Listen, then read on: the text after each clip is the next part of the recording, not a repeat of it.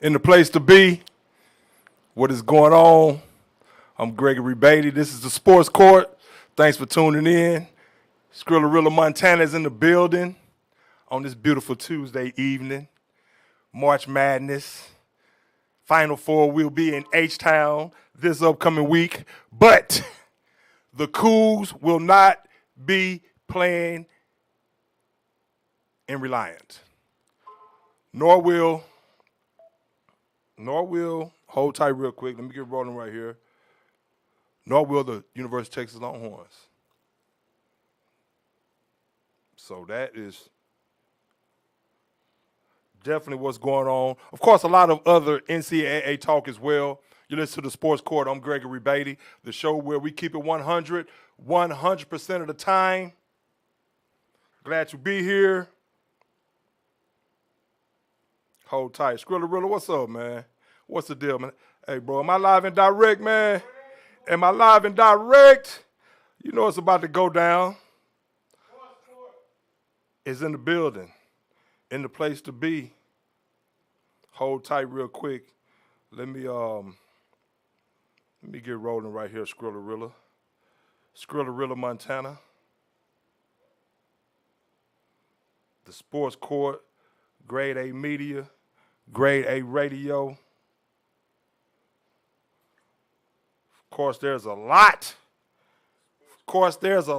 going on in the sports world. I mean, all the way, we all know it's always football season, no matter what time of year it is. Of course, like I was just saying, March Madness is in full effect right now. First year, I think, ever, that we don't have a top 3 seed playing in the tournament. So these young fellas are balling out of control. The ladies are balling over there on the women's side of things. South Carolina, of course, they're right back in there with Dawn Staley. A little Boston, they're right back in there doing what they do. South Carolina, my Buckeyes lost. Valiant effort by my Lady Buckeyes. But they took that L yesterday to Vatech. Kudos to Vatech. Of course, staying on the women's side of things real quick. I mean, the dynamic player, Caitlin Clark from Iowa, wow. Can she light it up or what? But Iowa is definitely going to be there as well. I'll talk more about that. Definitely talk about the men's side of things, the Final Four, what led to the Final Four. Get a little NBA in tonight. Of course, it's going down to the final stretch right now, the NBA season. So these teams are jockeying for position, really trying to get situated on who they are going to be playing, where they are going to be seated, during the playoffs.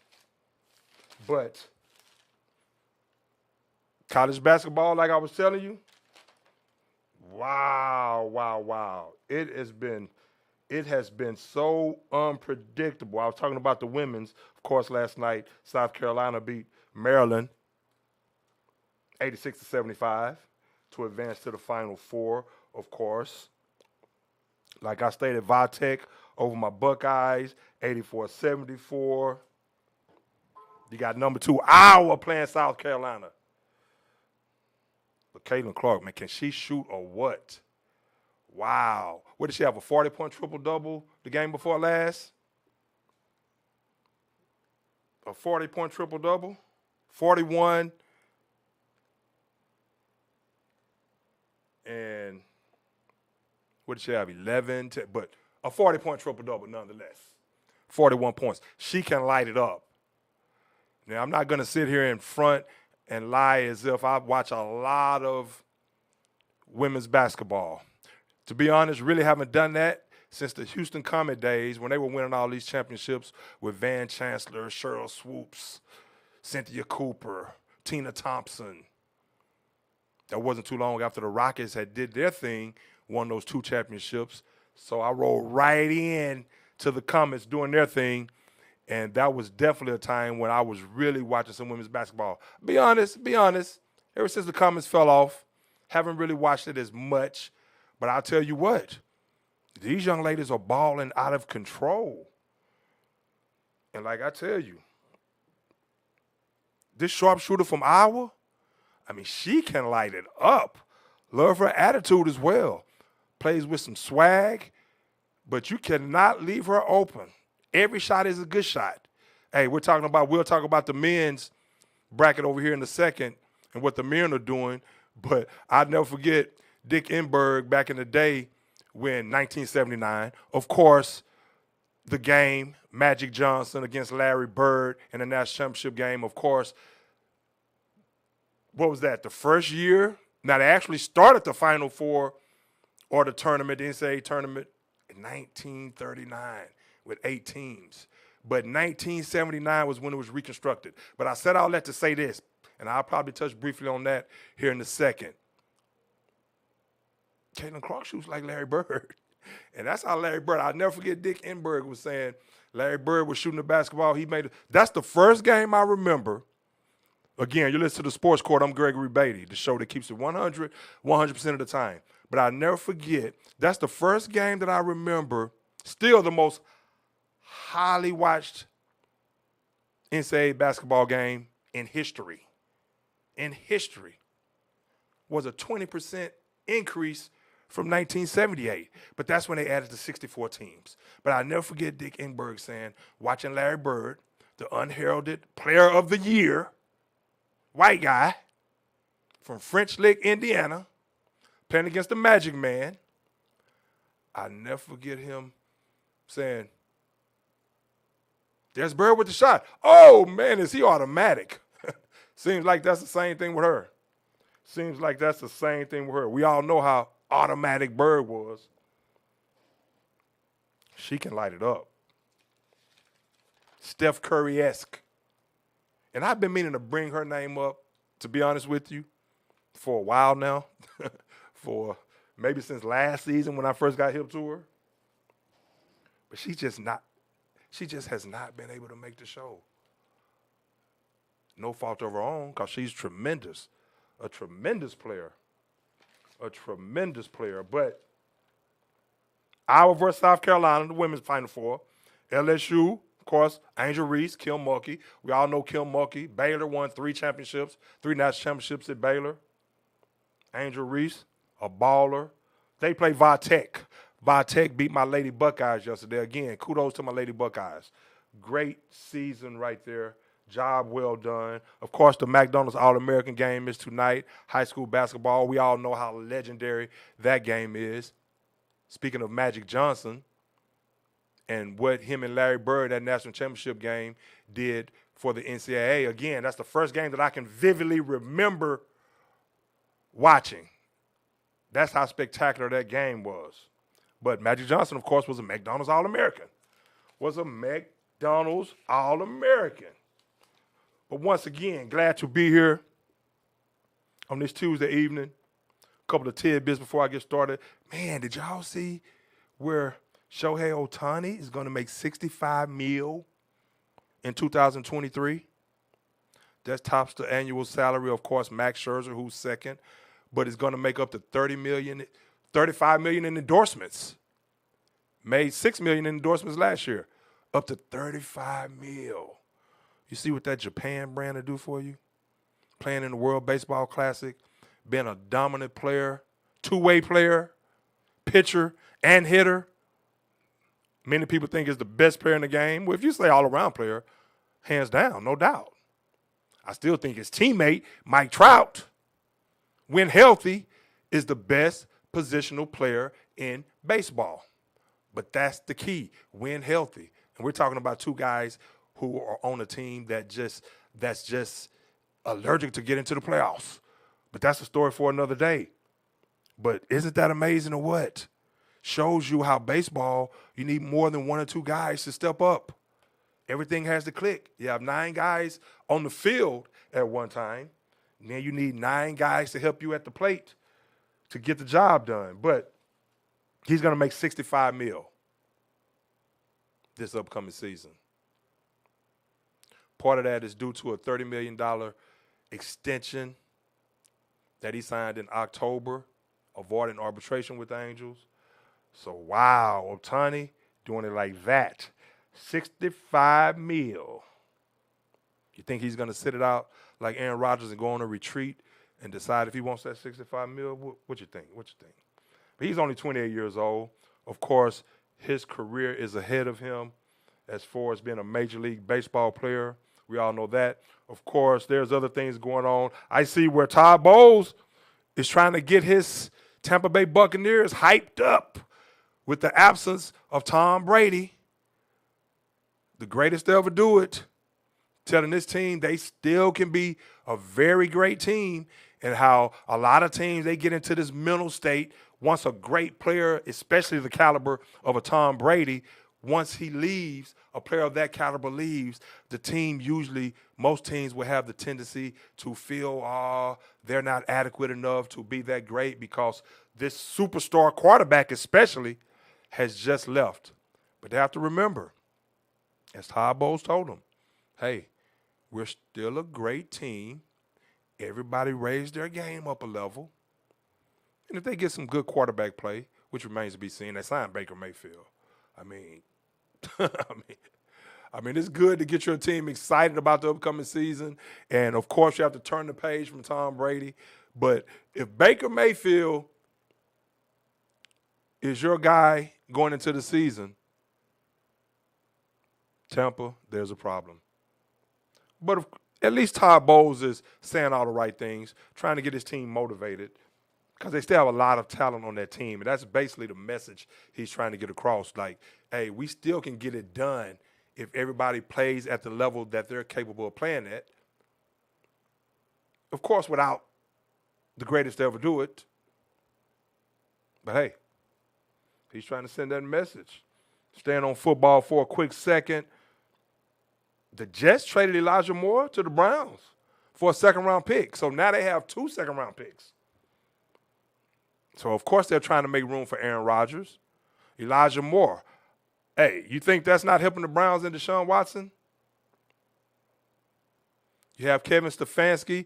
If you look at that move, everybody's looking at it from the Jets standpoint of things and what they're going to acquire, which everyone believes that Aaron Rodgers is just a matter of time before he signs with the Jets. It's just a matter of time. At least that's the belief because, like I've been telling y'all for years, for the past couple of years, his time is up in Green Bay. But, of course, I don't need to go back there. He was winning MVPs and things of that sort. So, lasted a couple years longer than Matt LaFleur actually probably really wanted it to last.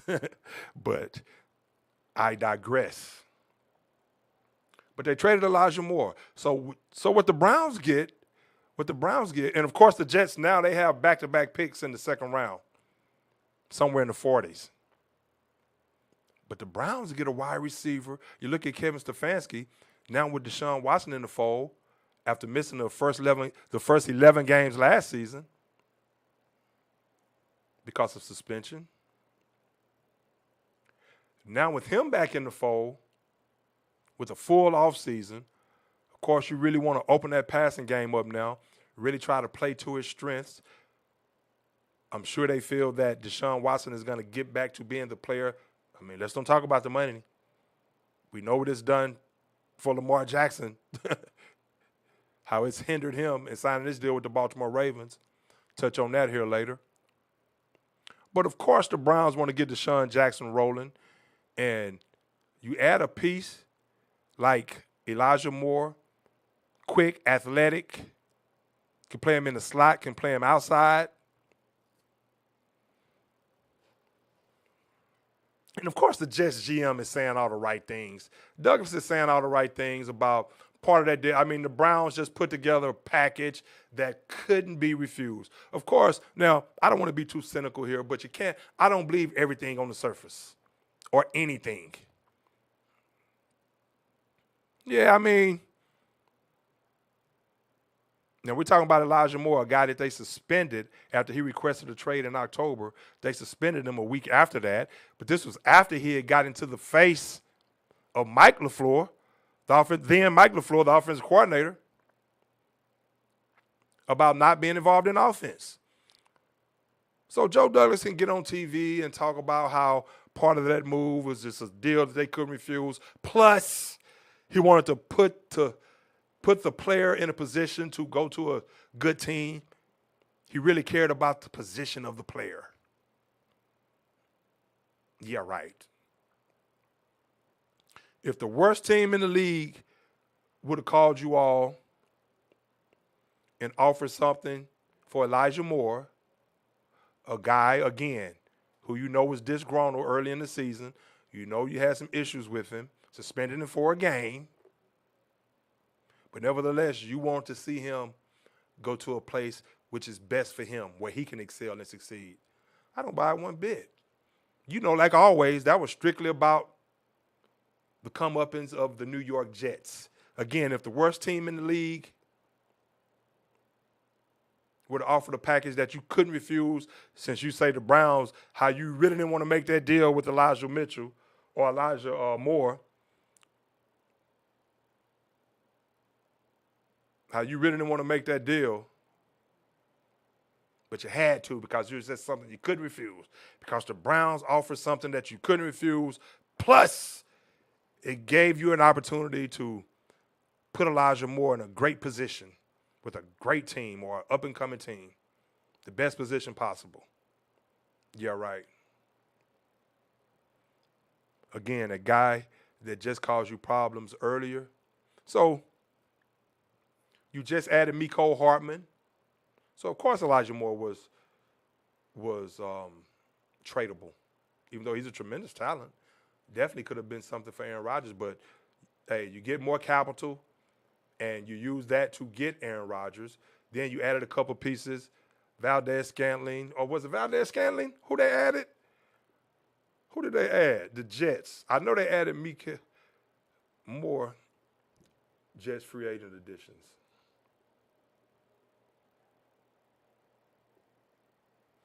The New York Jets wide receiver free agent additions. Who did they add?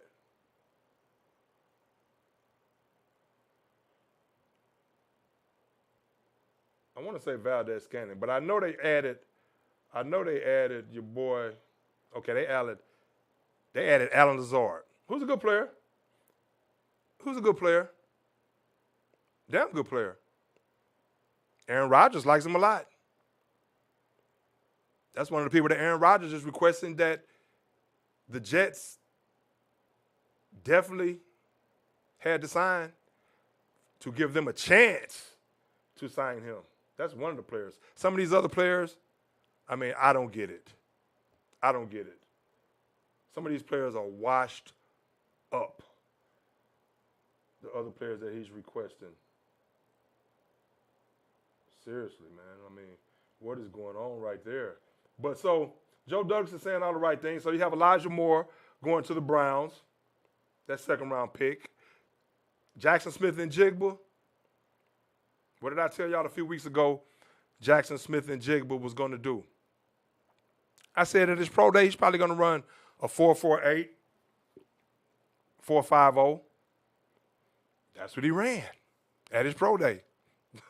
That's exactly what he ran. Officially a 4.48 for what I'm hearing. I hear some people saying 4.50. But that's exactly what I said he was going to run at his pro day. And he did. And you're talking about a guy now who should be the first receiver taken in the draft. Of course, that's not a blazer. That's not a 4.2. That's not a 4.3 or even a 4.4. A legit 4.4 for that matter. But had the fastest 20-yard shuttle at the combine. His agility skills were in the, 99 percentile. One of the highest ever.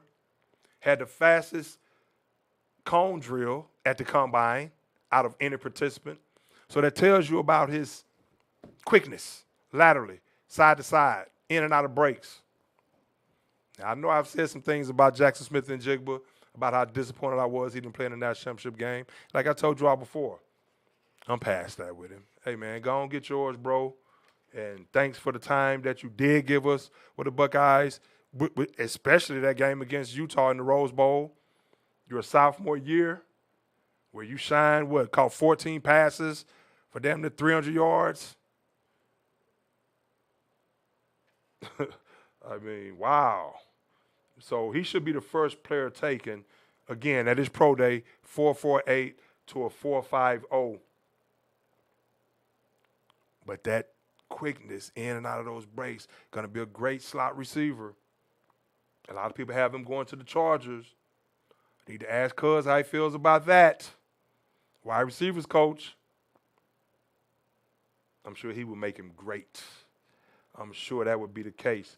But real quick, before I move on and get to some college basketball, of course, I'm going to talk college basketball. I'm going to talk some NFL. I'm going to talk some NBA before I get out of here.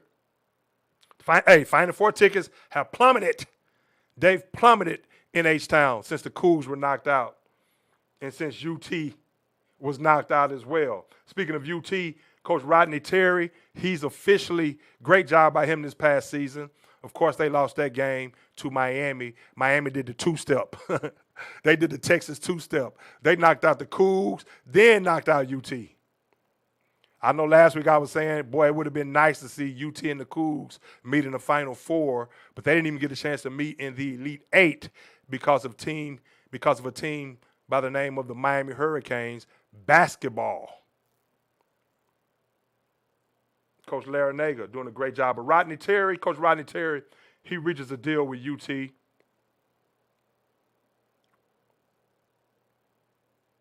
Think he's going to get paid $3 million a year for 5 years. Hey, what a nice bump from the $500,000 he was making early in the season when they named him as acting coach after he took over for Coach Beard, Chris Beard, after he got charged with which the charges have recently been dropped from what I understand. I think he's now the coach at Ole Miss. He's now the coach at Ole Miss. Coach Beard is. But he was suspended by UT, so they named Rodney Terry the acting coach. And, of course, Rodney Terry has a nice track record, coaching as well. Very respectful track record. But named him as acting coach. And then in January, then by February, or was it October? They named him as acting coach in October or December, whenever that was. Beard got charged and arrested with domestic violence. Definitely don't condone that whatsoever. But I think he was making $500,000 at the time he was named acting coach. Then by February, they gave him a raise to $1.2 million. Nice raise right there. Nice raise for Rodney Terry. Now, he's signed, sealed, and delivered. Going to make $3 million a year. So congratulations to him. Hey, he really had that team playing at a high level. It's unfortunate that they had to take that L to Miami, but Miami is just playing on a very high level right now. Talk about that briefly here in a second. And some more college basketball. UConn is balling out of control. I think they're the team to beat right now. So Rodney Terry, what a great job with UT getting those guys to buy in, veteran-laden team, but got those guys to buy in. And, hey, in the tournament, anything can happen in a one game, winner take all. And you see what's been happening throughout the entire tournament. Talked about last week how the brackets were busted immediately. I hear out of the Final Four games, this Final Four right now, I heard somebody say, was it my boy Greeny? I think I heard Greeny somebody say that out of all the ESPN brackets, out of the 20 mil, of course they're all busted, but 37 remain that picked this Final Four? Please give me proof of that. Please give me proof of that. I know 20 million is a lot of people. That's a lot of people. And those brackets were busted. Perfect brackets. Bye-bye. But you mean to tell me, 20 million, I get it. It's 37 people that picked this Final Four? Wow. But delve more into that here in a second. But the tickets have plummeted because U of H and UT are not in there. They're not in there. Yo, what's up? What's up? Yeah, hey, shooter, you want to get on air? All right. Yeah, all right. Thought so. Trying to be all cute.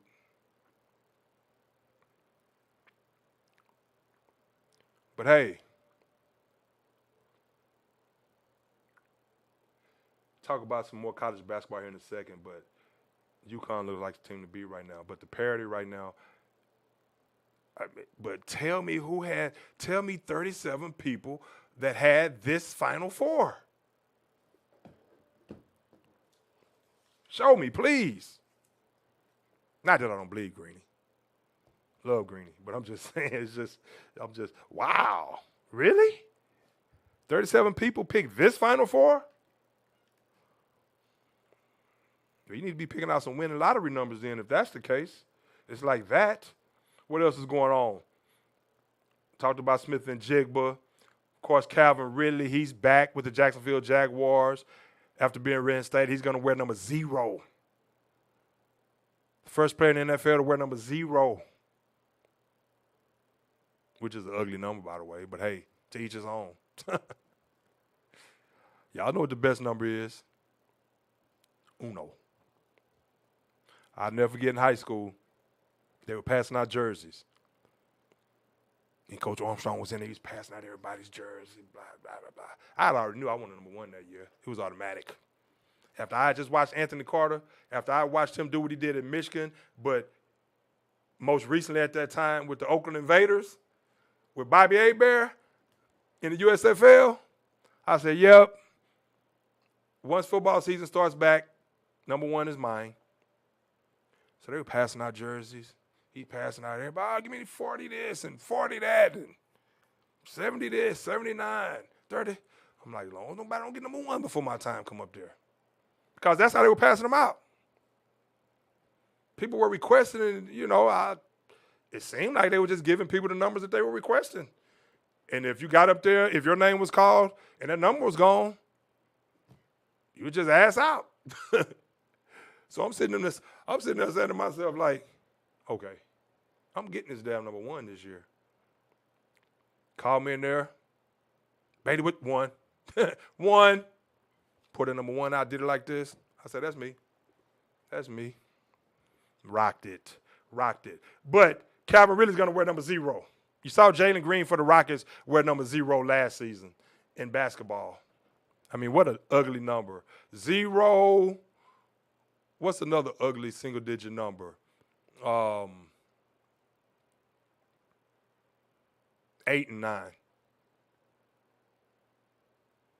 But 1, 2, 3, 4, 5. 6 is kind of ugly too. 6, 9. It's just reverse. Just turn it backwards.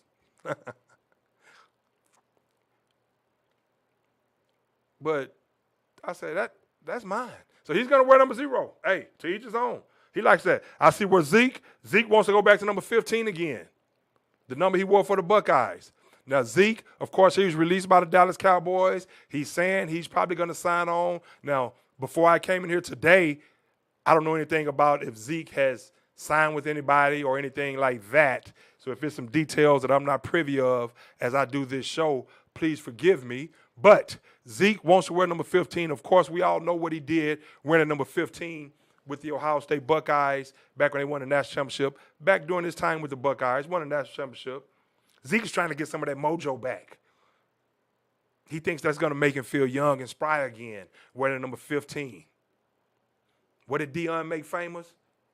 The saying, you feel good, you look good, you feel good, you play good, you get paid good. Of course, Zeke already got paid good wearing number 21. But Zeke is trying to recapture some of that mojo, so he wants to go back to number 15. Now, I don't know. Now, of course, that's a mental thing with Zeke, and I'm just speculating. But I'm willing to bet that's what's going through his mind. He's going to feel more swift and more quick.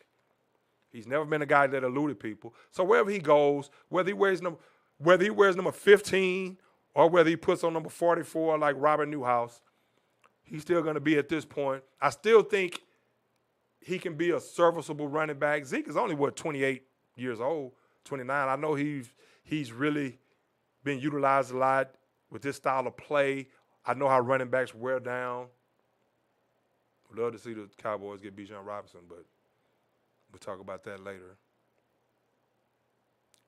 But Zeke thinks that number 15 is going to make him spry again and elusive as he's ever been or as he once was, even though he's never been, like I said before, Barry Sanders, someone who's going to make you miss like that.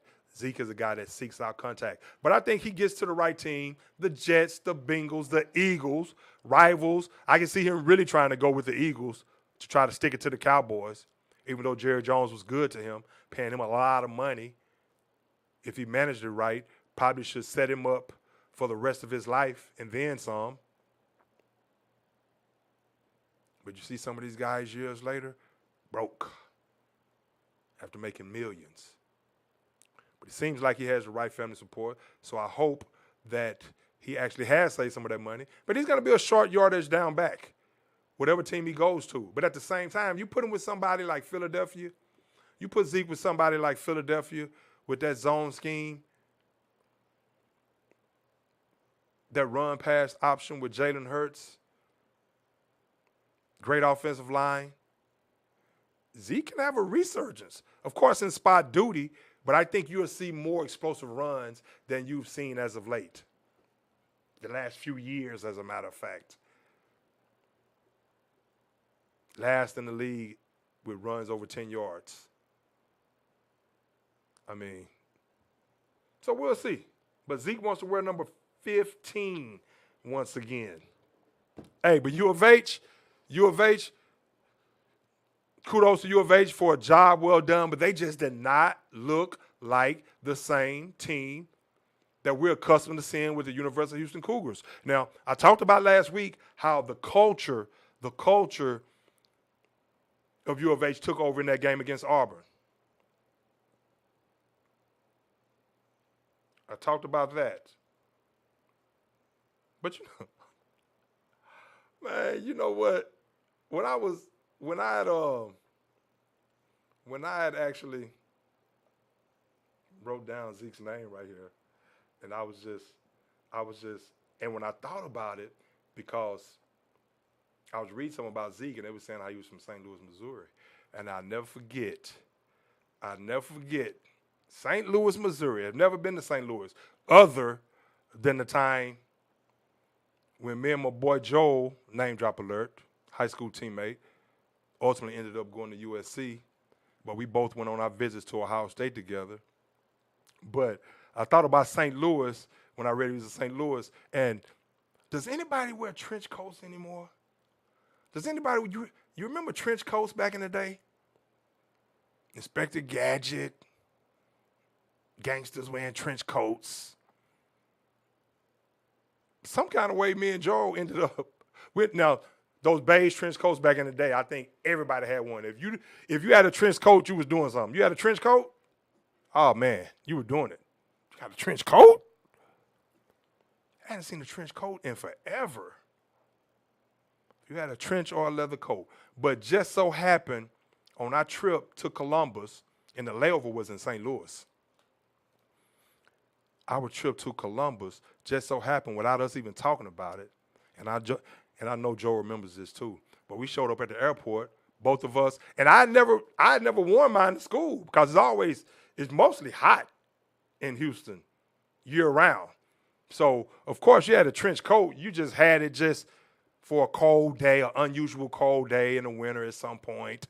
But, of course, January 15th, 1988, that day happened to be cold enough to where we both had to pull out whatever coats we had at the house. Just so happened we both showed up at the airport with beige trench coats, and it was fly, too, the way we were walking around the airport. Everybody was looking at us like they thought we were somebody important. We were just two high school recruits going on a trip to Columbus, Ohio.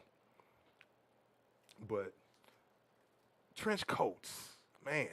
Never forget going through the some ladies, I guess at the time, I was 17.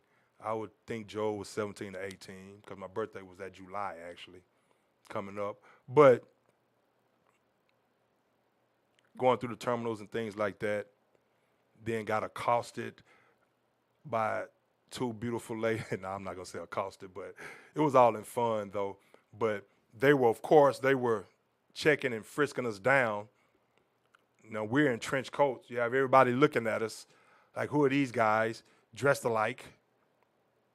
As common as you think that might have been, it was just we stood out in the airport.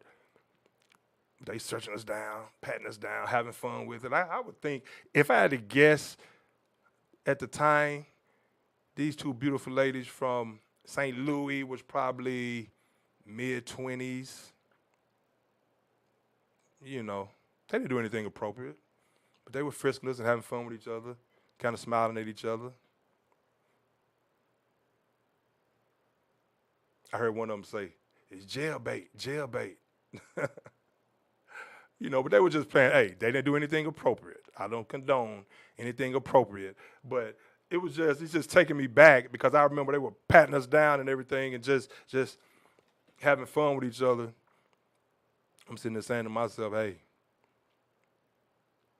what am I supposed to do? Hey, don't pat me down. I'm 17. Don't do that. Yeah, you probably have a better chance of, they probably have a better chance of selling freeze pops in the depths of hell before that happened. But again, it was all in fun. And they patted us down pretty good. What's that bulge? Nothing much. Don't worry about it. Nothing much. You can check for yourself if you want. Jailbait. Yeah, okay. Yeah. Be like, don't tell your mama. Mama?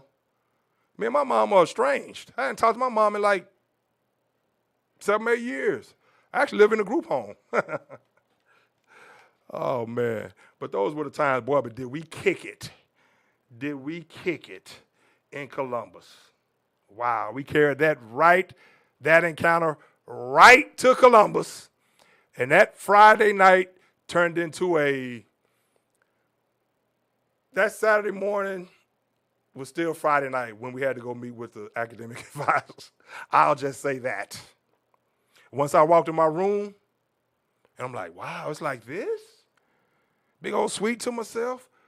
But we kicked it. Me and my boy Joel kicked it. As a matter of fact, we both committed to Ohio State. Had so much fun. I won't tell you everything that went down, but I'll never forget a guy, and I'm going to get back to what I was talking about. I'll never forget a guy, I think his name was Mark Klein. If you all down here remember Klein Jewelers, if y'all have heard of Klein Jewelers, because when I was there on a visit, it was a white guy. And they was telling me, and he was, he showed me around, along with some others, of course, some guys that ended up being my teammates. My boy Jeff Ellis, who's my host, who actually passed a couple of years ago. God rest his soul. Real cool guy. But Mark Klein, I wonder what happened to Mark Klein. Because he was there, he was a kicker, a walk-on kicker. Showed me a great time on my visit. Set me up nicely. I'll just leave it like that. Set me up nicely. But rode around in his van. Me, my boy Joel, my boy Herb Street. Herb Street was on this visit. Kirk Herb Street, name drop alert, was on this visit that weekend. But not going to speak for anybody else, but me and my boy Joel, we showed him how we do it in H-Town. I'll tell you, I'll say it like that. I'll say it like that. And I really didn't mean to go off on that tangent like that, but it just took me back right there when I was talking about Zeke being from St. Louis. But I wonder what happened to Mark Klein, because when I went back for fall camp, he wasn't there anymore. They said he went back to Houston, and I've never talked to him again. But he was cool. He was cool. He set it up nicely for me. They all did for us. Of course, Joel, we both committed. Joel ended up going to USC. Of course, he had fun at USC. That goes without saying. But the University of Houston lost to Miami. I mean, what can I say? U of H just did not look like the same U of H team that we've seen. The culture, like I talked about with Auburn, the culture that they play with, for it's just tenacious on defense, Miami broke them down. Miami broke them down. 89-75. But the defense looked like it was non-existent. It really did. Now, this is the first time in the tournament a number 1 seed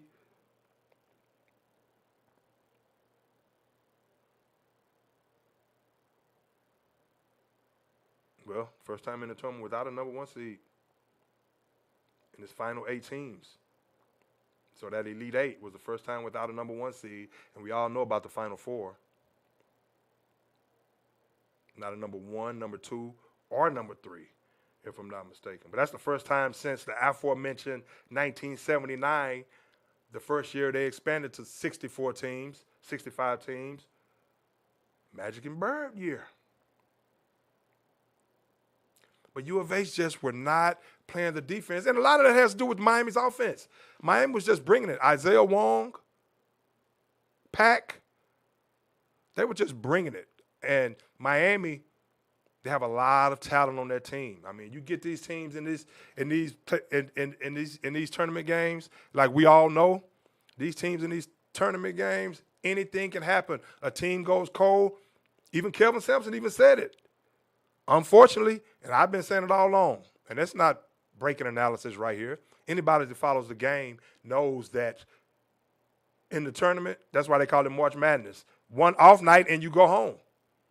But that's what I've been preaching all along, why it's so hard to predict who's going to advance. One off night and you go home. You really have to catch a team, really excelling at the right time, really hitting their peak at the right time like a UConn is doing right now, and the rest of these teams for that matter. But Miami, as great as Houston is defensively, the number one defensive team in the nation, Miami took it to them. Miami took it to them because they can beat you in so many different ways, and they were doing that. You have so many different guys that can create their own shot. Jordan Miller, Isaiah Wong, Nigel Pack. Then you have a dog. Then you have a dog down low in Norchad Omier. Double-double machine. So that was just too much for the Cougs. And Kelvin Sampson made sure he made note that they have a young team at halftime. Well, we're playing a lot of young guys. What we're playing, 7 freshmen. He made sure to know that because he saw that L coming. Because Miami was just, they were able to do it from every facet of the floor. They were just multi-dimensional in their offensive attack. Larranaga had those guys playing at a very, very high level right now. What a great coach he is. Saw him before I left today, kicking it with Will Bunn and Kornheiser. And he was talking about how, hey, 73 years old, the players were talking about how, and they just love playing for him. Not only is he a great coach, and again, they beat Houston. Houston's defense wasn't what we thought it normally would be as far as the energy level. But again, a lot of that had to do with what Miami was throwing at them with the multifaceted attack, being able to attack not only from three-point land, but also the mid-range game of Isaiah Wong. Then you swing the ball around. The ball movement was nice. So you have 3 and 4 or 5 different guys that can break you down. Then you have a rugged dog in there in Norchad Omier. Jordan Miller said Jordan Miller can go too. He was getting into the lane, doing this thing. So they were just breaking Houston down all over the floor. And Houston just could not put their run together and clamp down on the defensive side of the ball. They could not put their run together to really get them to a place where Miami, Jordan Miller even said so. He said they just did not want to take their foot off the gas. Once they got the lead, they wanted to keep on coming to U of H and take their will. Now, I'm not going to say they took their will. And he actually didn't say that, but I didn't mean to put words in his mouth. But he said they wanted to keep coming, keep bringing it. And, of course, that's ultimately to take their will. If you have a team that's noted for making comebacks and locking down on defense, things of that sort, then all of a sudden they can't do that, and they can't mount that comeback because, like Kelvin Sampson say, they even had an off night. So Miami was just clicking that night. But Jordan Miller said, hey, he loves to see Larranaga dance after the games. The guy is 73 years old. Again, I saw him today talking about how he does not plan on retiring anytime soon. Now you have a team like the Miami Hurricanes in the Final Four, and he said as much. At 73 years old, he said, hey, great city, Everybody likes to visit. The campus is like a resort almost. Kornheiser was teasing him, pretty much saying, hey, you just signed 20 more players right there. Just from the way he was hyping up Miami and the campus itself. Great university, academically, he noted. But the 73 years old, he's enjoying every bit of this ride. He say being around those young guys every day, he is not leaving and going anywhere. You see how he dances after games. Jordan Miller says if it's anything that motivates them, one of the things that motivate them is to win so they can see him celebrate after games by dancing. Now, that's scary. That's a motivation right there. We want to see Coach Larranaga dance after the game. Let's get this one. But he says he doesn't plan on going anywhere anytime soon. He is not even thinking about retirement. The culture, the lifestyle in Miami is just too great. And the beaches, he's loving every minute of it. It don't stop. In other words, he's saying it don't stop. Or maybe he's saying it doesn't stop. Again, you listen to the Sports Court. I'm Gregory Beatty, the show that keeps it 100% of the time. But yeah, the Cougs took that L.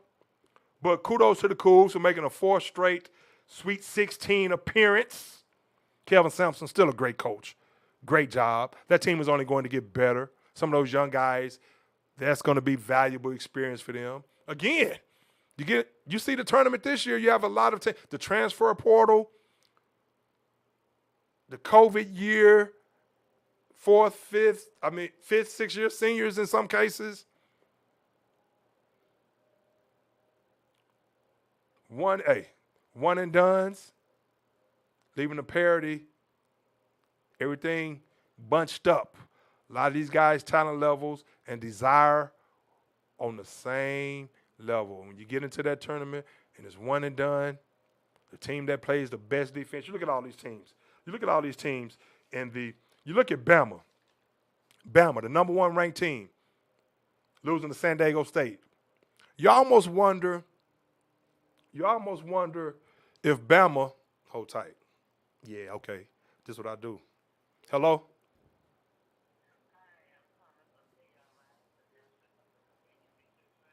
Click.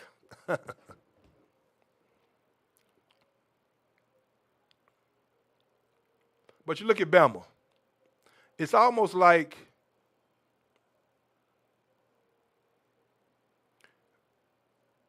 as great as Brandon Miller is, San Diego State, the defense is just too rugged for Bama. The style of play, the pace, slow down. Bama likes to run and gun. We all know Bama, the number 1 seed in the tournament. Great season they had. It's almost like Bama, are they devastated that their season ended? They've been through a tumultuous season. Of course, we all know the shooting incident.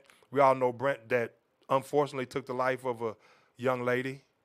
Condolences to her family, which I've said before on the show. But, of course, that was at the hands of a former Alabama player.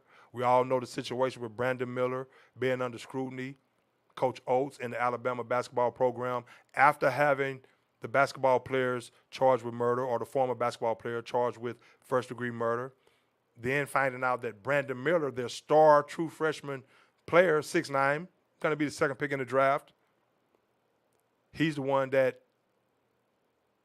provided the gun.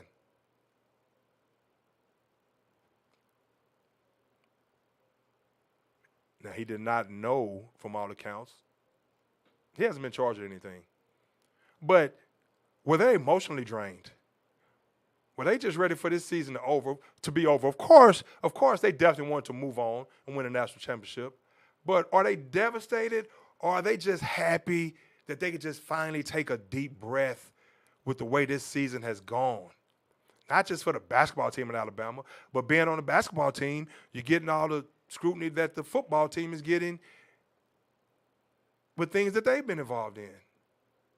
With Jalen Carter that's Georgia, as a matter of fact. I'm sorry. That's Georgia. But, of course, most recently, an Alabama football player as of last week, and I talked about it, dismissed from the team or suspended with the intent to distribute marijuana. So are they devastated at that loss, or were they just emotionally drained? But you look at a team like San Diego State. Bama succumbed to the duress that San Diego State was applying. Like I've been saying, you get up there and play this tenacious defense, and teams have this off night because look at Brandon Miller, 9 points, 3 of 19 shooting. We all know in the first tournament game, he didn't even score. Love his upside. Should have been a great learning experience for him. The intensity of the game turns up a notch or 2 or 3. And when you have a team playing team defense like San Diego State, who are physical, and you have a guy like 6'8", a chiseled senior like Keyshawn Johnson, guarding you pretty much the whole game, kind of wore Brandon Miller down. So Bama was not able to run and gun and shoot those threes. San Diego State was already slowing the pace down as it is. So there's another team out of there that most people thought was going to make it here to Houston for the Final Four. But they were contesting every shot on the perimeter. You know Alabama, they were so used to either driving to the lane, making something happen in the lane, or kicking it out for a three-point shot, or running and gunning. San Diego State was having none of it. And every time someone drove to the lane, those players collapsed, but not only did they collapse, then they raced back out to the three-point line to contest the three-point shot. And put a body on anybody in position to snag an offensive rebound. So San Diego State is going to be a problem. This Final Four is up in the air, but I'm going to go with UConn because UConn is just playing at a very high level. We saw what they did to Gonzaga. Now, they're beating teams by – they're only the 7th team in NCAA tournament history that's not a number 1 seed. Forgive me if I'm wrong right here. I read this a few days ago. That's not a number 1 seed that's won each game by at least 15 points. But we saw what they did to Gonzaga and Drew Timme, who I think is going to be a tremendous pro. I really do. He got in some unfortunate foul trouble. But UConn dominated that game, 82-54. Dominated.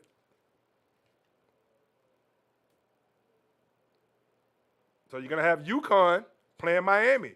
After beating Gonzaga, don't need to harp too much about this Gonzaga game. Great job on Gonzaga. Powerhouse every year, making it to the Elite Eight. Once again, I think Drew Timme is going to be a great player. A damn good player in the NBA. I really do. At 6'8", I just love his footwork and what he can do on the court as an offensive player. I like his game a lot. I really do. But Jordan Hawkins and Sanogo and that bunch they have over there at UConn right now that's clicking on all cylinders and they're elevating their game. Each game they get better and better. Now, I don't know where this Jordan Hawkins guy comes from. Sophomore. But I'm here to tell you, folks,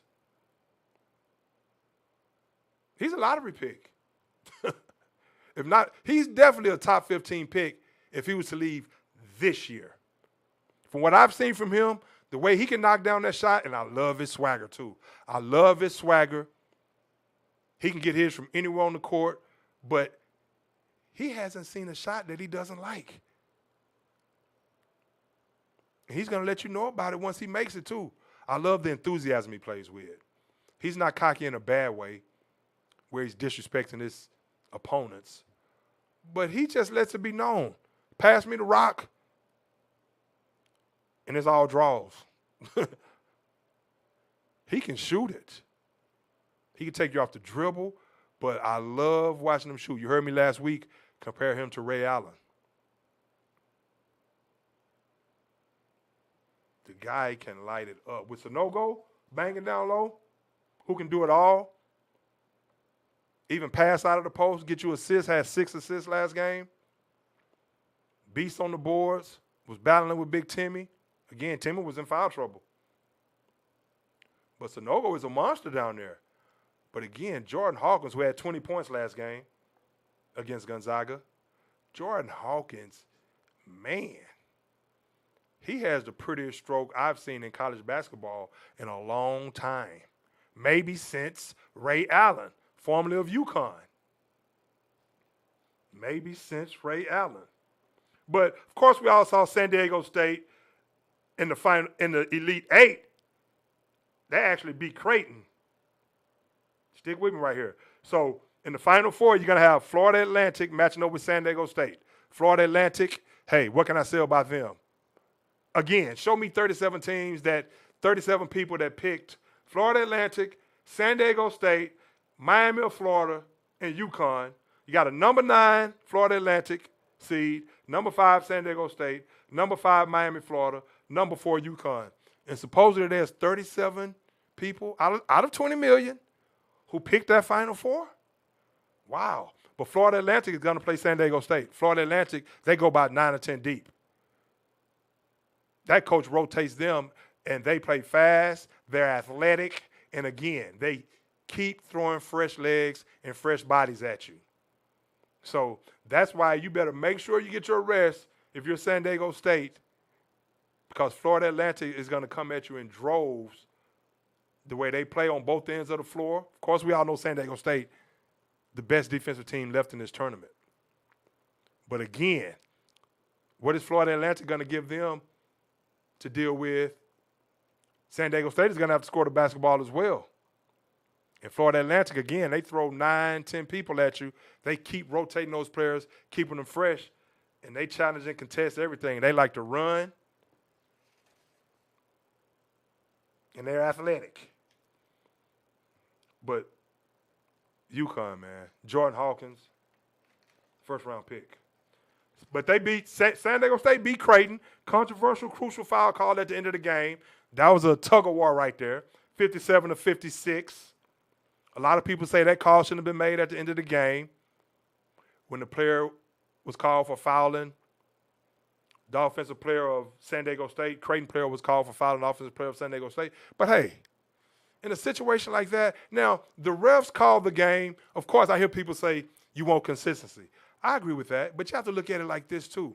Of course, they let them play early on in the game for the simple fact they wanted to give both teams a chance to get where they had to get in the game, because at the end of the game, they're going to have to make the correct calls, and that's just going to happen. I mean, you can't let a call like that go when the offensive player clearly beats the defender, and it was a foul.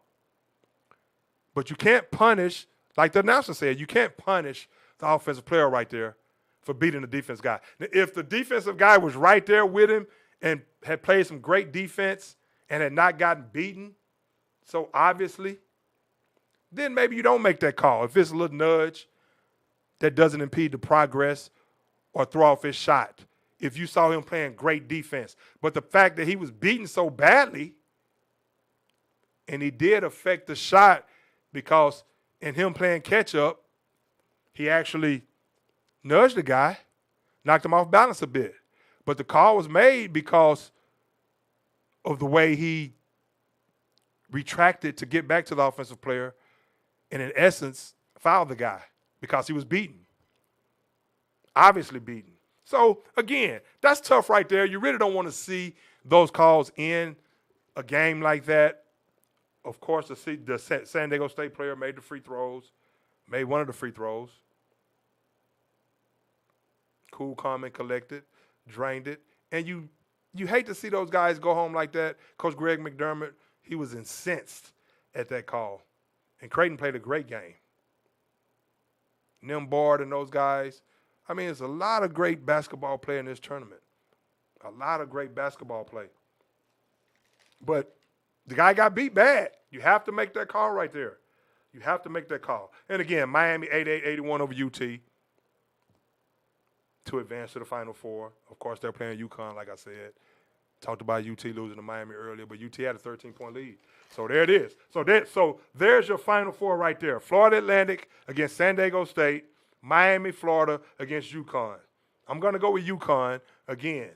Jordan Hawkins will probably go for 25 or 30 in the semifinals to go along with Sanogo. Then you have the big 7'2" center coming off the bench who can do some things. The team is just playing at a very high level right now. They're very connected. They're peaking at the right time, which is the same thing I can say for all of these teams, but I just think UConn right now is just playing. That's the only blue blood in this tournament, even though they're the number 4 seed. That's the only blue blood in this tournament, and they're playing like it. They're playing like it right now. So, and I talked about the women earlier. But, hey, Magic and Bird, that 1979 championship, that's what made all of this so exciting. Got the ball rolling. The world had never seen a 6'9" point guard. The world had never seen a 6'9" point guard. True point guard. I remember that game vividly. Magic doing all that smiling. Dick Enberg, Al McGuire, Billy Packer. The Magic Man gets the rebound. Here he comes. Oh, boy. That was a good game. That was a great game. The most highly watched game ever. And, of course, we all know what that game did, not only for the NCAA tournament, but you're talking about the greatest NBA rivalry ever. You're talking about a 6'9" point guard, Magic Johnson, who can do it all with the charisma, the smile, against an unheralded, very talented 6'9" power small forward who can do it all as well. Could pass the ball like that. You're talking about two guys at 6'9" with those kind of skills, passing the basketball like a true point guard and doing everything on the floor. Being the floor general, so to speak. Two guys at 6'9". No one has ever seen that, had ever seen that at that point. And the eyeballs that game received. And then, of course, we all know Magic went on to be drafted by the Los Angeles Lakers, one of my favorite players of all time.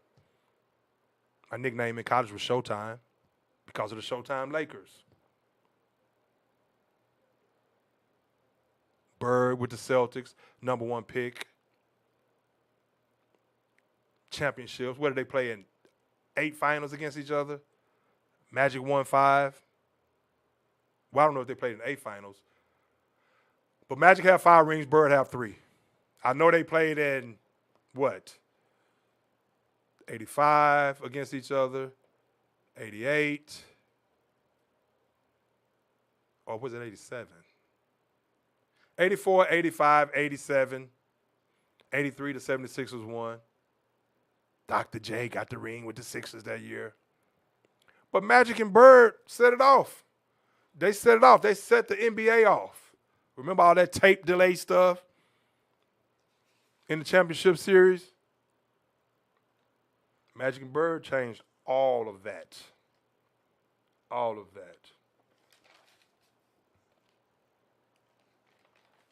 Don't ask me about Lamar Jackson. I have no idea. I have no idea what's going on with Lamar Jackson. But like I told you all a few weeks ago,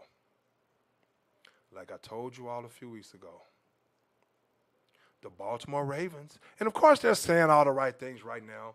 Jim Harbaugh, Lamar Jackson tweeted out yesterday how he, as we transition to some NFL, again, enjoy the Final 4 games this weekend. I'm going to roll with UConn. Should be some great matchups. But Lamar Jackson, he's been very silent up to yesterday when he let it be known that he had requested a trade as of March the 2nd to be traded from the Baltimore Ravens because they would not acquiesce or meet him at what he thought his value is. Again, Deshaun Watson's contract pretty much just messed Lamar Jackson up for now. But like I've said, obviously the Baltimore Ravens aren't that enamored with Lamar Jackson. They think they can win with Huntley. Excuse me. Now, would they like to have Lamar Jackson back at a reasonable price? way less than the price that he's asking for. And Harbaugh said all the right things yesterday. When Lamar Jackson put out the tweet thanking the fans of Baltimore and setting the record straight about how things have been going, right when Jim Harbaugh was having his meeting, or sit down,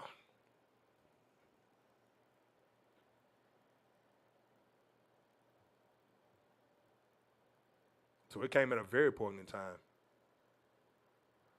Right when he was having this sit down, Lamar Jackson tweeted out, when he was having this sit down with the media, Jim Harbaugh was speaking to reporters at the NFL annual meeting. And right at that time, Lamar Jackson sends out the tweet talking about how he had requested a trade, thanking the fans of Baltimore, letting it be known that anybody that knows him knows all he wants to do is do the right thing. It's time for him to do the right thing that's best for him and his family. And all he wants to do is actually win a Super Bowl. Don't believe everything you hear about him in the media. And, of course, these coaches and these owners and these GMs at this point of the season, they get up there and they say everything to placate to the audience or to the media, to save face, as I like to say. Of course, they're going to say certain things to appease certain people. Jim Harbaugh said all the right things about he's looking forward to seeing Lamar Jackson in the Baltimore Ravens uniform. Man, now, I know you're not the GM, Harbaugh, and again, I don't want to just accuse this guy of being dishonest, but you know what's going on. You know probably right now it's looking like even after you heard the news about Lamar, you knew that Lamar Jackson had requested a trade when you made those comments yesterday. And it's nice of you to say all those nice things about Lamar Jackson, but you know that Lamar Jackson, 9 times out of 10, is not going to be the quarterback of the Baltimore Ravens next year. At the way it's been going as of late, have been negotiating for, 2 years now? 18 months for a new contract? A contract that he feels he's worth after winning an MVP, a guy that's given all he could give to a franchise that hasn't given him diddly squat.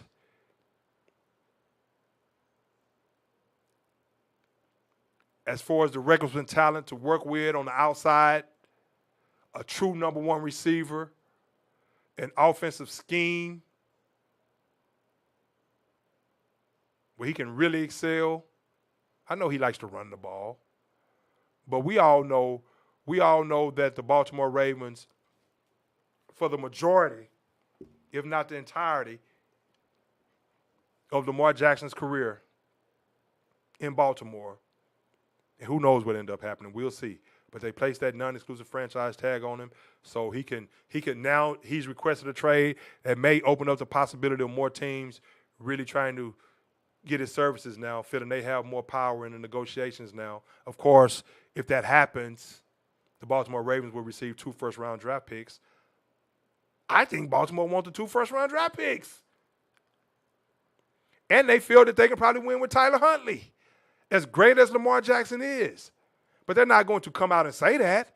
What's happening right now with the Baltimore Ravens, Lamar Jackson saying what he said publicly yesterday, he's playing a game of chess. But now the Ravens are sitting back saying, okay, cool. Oh, man, we didn't know Lamar felt that way. Okay. But now they're saying to themselves, okay, that's the move he made.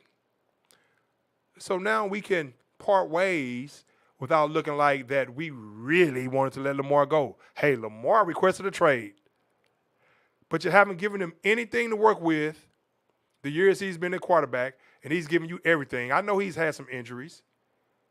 The guy is 26 years old, superstar quarterback, already an MVP to his credit.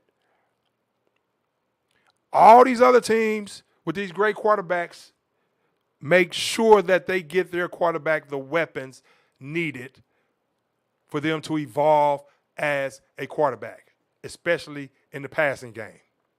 But Lamar Jackson, obviously, you knew at the end of his contract that as great and dynamic as he is, obviously, at some point over the past year or so, especially when he started asking for the money that he was asking for, the Baltimore Ravens are saying, you know what?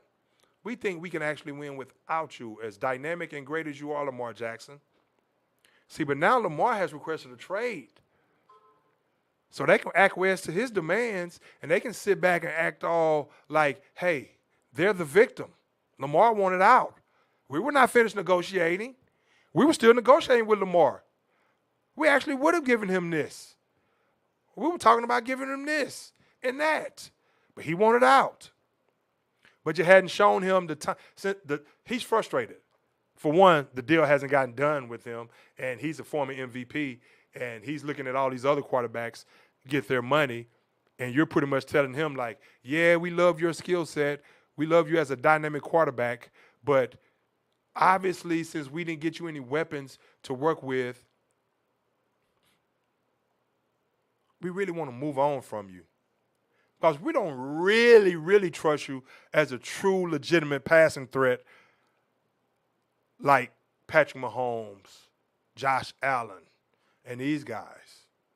And yes, we trust you as a running threat, even though we know you can make the throws, but can we really build an offense around you passing the football? And they feel like the answer is no. And it's obvious with the way they've drafted and the way they've not put the talent around him.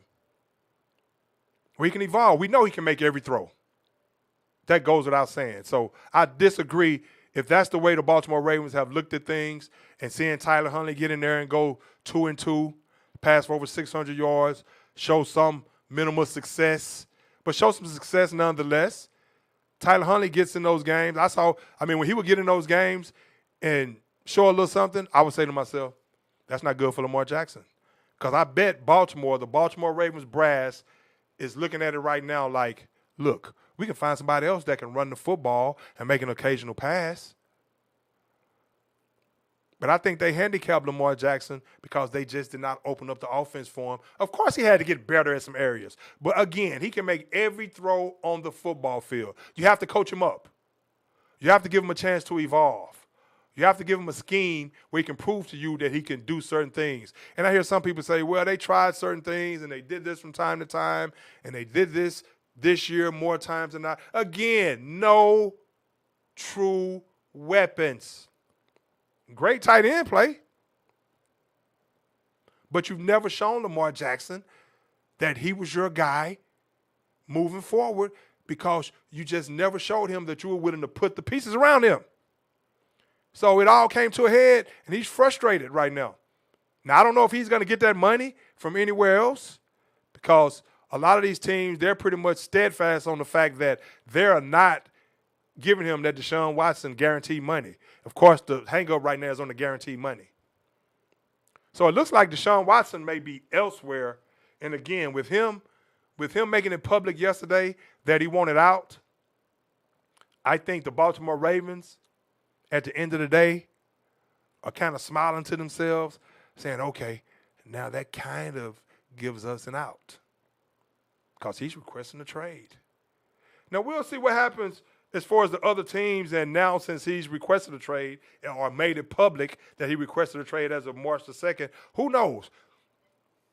Maybe him and the Baltimore Ravens can mend fences and he can continue to be the great quarterback when healthy that he's been, and they can get him some weapons. But it doesn't seem like that's going to be the case at this point. You look at a team, you look at certain teams that he could go to in a deal or whatever the case may be. You look at the team like the Falcons. They run a scheme that's conducive to what he thrives in. They're a run-first type of team. Of course, you know they like to spread it out, get a quarterback a run option. You look at a team, I heard the Commanders head coach Rivera say that he's going to go with Sam Howell today. But I thought the Washington Commanders would be a great team for Lamar Jackson. And it still could turn out to be a great team. You never know. We're talking about Lamar Jackson. One of the best quarterbacks in the NFL, has already won an MVP. Now, I don't know if he's going to budge of what he's asking for. Maybe he needs to get him an agent to represent him and go in there and make some power moves for him. Maybe some of these execs will respect that more than him and his mom negotiating. But nevertheless, at the end of the day, they all know what his talent, they all know what he's worth. But none of them think he's worth the money. Deshaun Watson messed it up for him in the eyes of the owners. But a team like the Commanders, who've been the Commanders, by the way, supposedly they have two $6 million bids to buy that team. One of these teams headed by Magic Johnson. Magic has his hands on everything. You're a billionaire like that? Yeah, okay, that too. Big Magic. Two $6 million bids to buy the franchise from Daniel Snyder. But you take Lamar Jackson, you put him with a team like the Commanders, a team that's been putrid at the quarterback position for years. Now, again, they're saying they're going to roll with Howell, the quarterback Howell. His name, Steve Howell? Watch the Commanders quarterback. Well, we saw who was that? The Washington Commanders starting quarterback.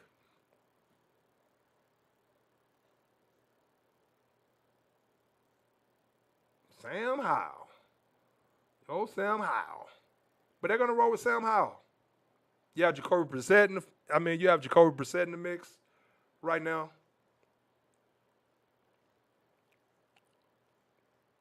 Lamar Jackson fit great. You have Chase Young coming back on the defense side of things, a defense that has a lot of young talent on their team. Now you incorporate Chase Young back into the mix, a tremendous defensive player, defensive end that can rush the quarterback to go along with the talent, Big Sweat and all those guys they have on the defense side of the ball. We'll see what Bieniemy has to offer. But I thought he would have fit well with a team like that, with a solid offensive line and a number of receivers that can get it done as well. Tampa. I heard somebody say Tampa.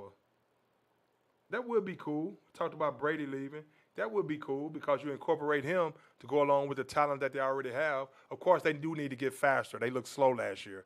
So they need to upgrade the talent, but they're not too far removed from the Super Bowl. So you add somebody as dynamic as Lamar Jackson somewhere like Tampa, maybe they could be right there again in that division. The Detroit Lions, of course, we all know what the OC Ben Johnson has done. Now you have Jameson Williams back next season to go along with Amon-Ra St. Brown. You add Lamar Jackson to that. As great as Jared Goff has been, as good as Jared Goff has been, we all know Jared Goff's ceiling is about right here. Jared Goff is who he is. He'll play some steady, average football for you. Where Lamar Jackson can take that Detroit team to another level, again, with the additions, with the wide receiver core, with the explosive wide receiver core that they have, with the addition of Jameson Williams coming back, even being healthy. He came back toward the end of last season, but now he's going to really be himself. That, with Amon-Ra St. Brown, to go along with what they have in the backfield, what they're doing on the defense side of the ball, that would be a great fit. The Dolphins, of course, they just picked up the fifth-year option. They just picked up the fifth-year option on Tua, so it doesn't look like that's a viable spot, a landing spot for him, because in 2024 they're going to pay Tua $23.17 million. I don't think Lamar Jackson is going to be on the team that has another quarterback that they drafted in the first round, picked up the fifth-year option on, and they're paying him $23.17 million. So it seems like the Dolphins are invested. They're invested in Tua. They believe that he's going to overcome those concussions. And as of right now, he's the guy. He's the guy. But Lamar, I don't know what's going to go on with Lamar in Baltimore. But again, he's requested a trade now. So, hey, there you have it. But it doesn't look like a team is budging as far as meeting the offer of that guaranteed money that he's requesting. I see where D'Amico Ryans is talking about Bryce Young. He's not worried about Bryce Young's size at all. Of course he's going to say all the right things. Still think Bryce Young is the number one pick. I've talked about that ad nauseum. Going to talk about it moving forward into the draft. C.J. Stroud, my boy, loves C.J. Stroud, Ohio State. He may be the number one pick. But D'Amico Ryans is saying, if you look, the same thing that I've been saying, if you look at what the guy's tape says and the fact that he played in the best conference in college football and has produced at the highest level, meaning the SEC, and just what he's able to do when plays break down and arm angles, making plays with his arm, making plays with his legs, the way he thinks. So D'Amico Ryans is not worried about Bryce Young's stature at all because he says all you have to do is turn on the film. All you have to do is turn on the film and look at what the guy does on the field. And I agree. Talk about quarterbacks. What about Cam Newton? We saw him at the Pro Day. We saw him at the Pro Day this past week. At Auburn's Pro Day. Trying to get another shot. I think, again, if Cam, and like I said last week, and like I've said before, if Cam came in with the right attitude, instead of saying, hey, I'm better than all 32 quarterbacks, if he came in with the right attitude and humbled himself up to the point to where, okay, because, and the reason I say that, nothing wrong with being confident. I'm the first to tell you that. But look at what Cam has done the last couple of years he's played quarterback. He's not been good. He's not been good. He has to come to that reality. Now, if he was dinged up and if he's now healthy, if that shoulder is even stronger than it was the last time he played, we know he's had trouble with that shoulder. But if he feels that he's refreshed and a lot of these injuries is healed up, and even though at his advanced age, what is he, 32 now? I mean, you still have guys, but of course we all know the way Cam played. He was physical. So how much of a toll did it take? But if he feels he's fresh and healthy, he should be like, okay, one of these teams give me a shot. I go in as a backup quarterback. I prove that I'm the best quarterback on the team. That's how you do that. And like I said last week, you go to a team with the right attitude.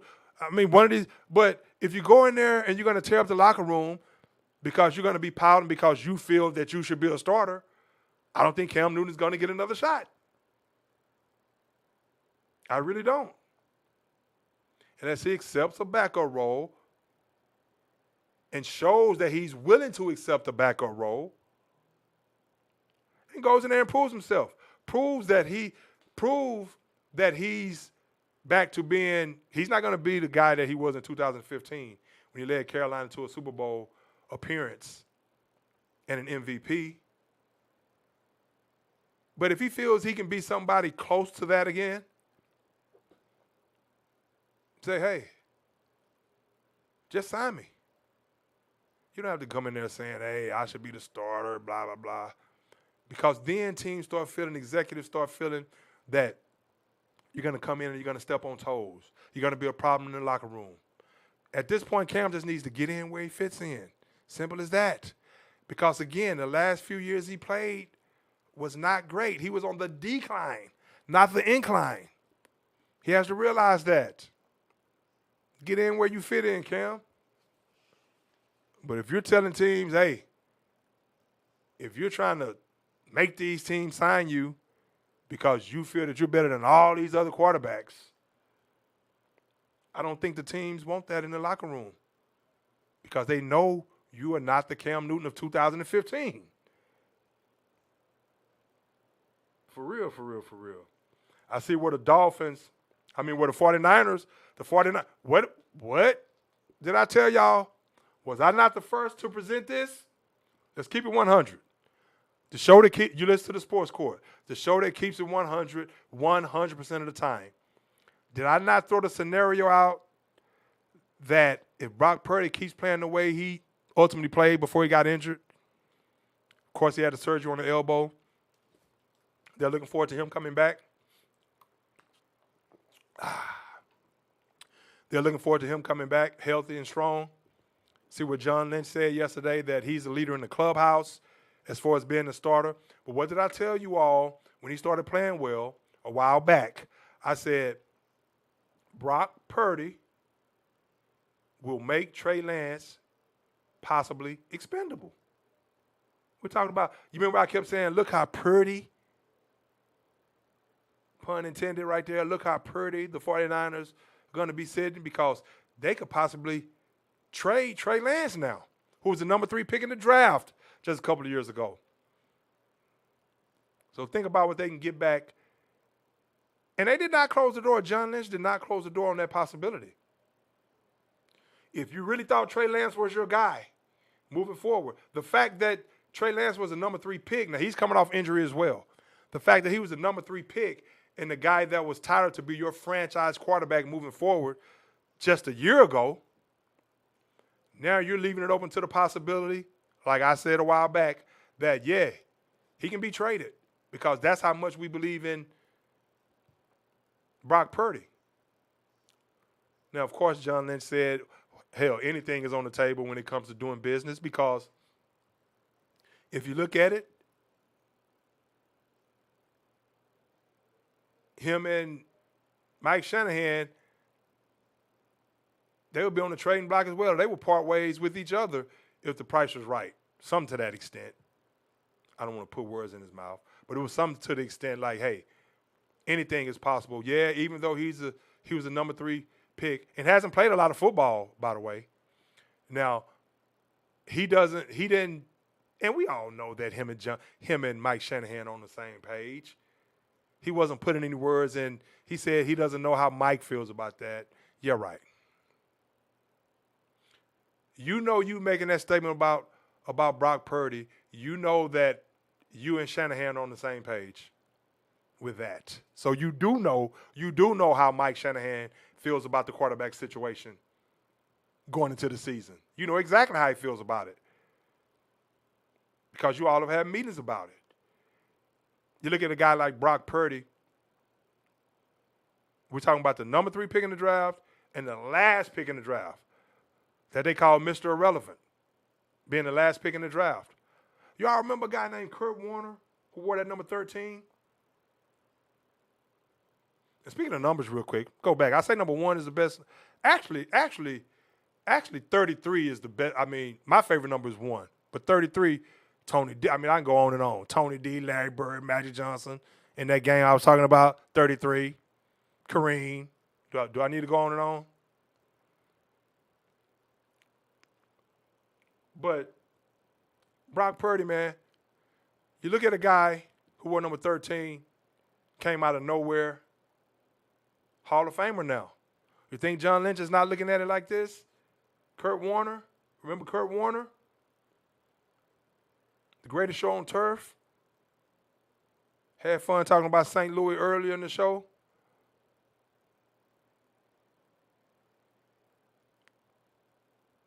Was bagging groceries. Now does great work for the NFL Network. Great analyst. Hall of Fame quarterback. Wore number 13. Never forget when Trent Green hurt his knee. Played against Trent Green in college when he played at Indiana. I'll never forget watching the NFL game, and they flashed in showing Trent Green hurting his knee, and they brought in Kurt Warner. And the rest is history. The rest is history. Maybe John Lynch is looking at a situation like that with Brock Purdy. Come in unheralded, the underdog.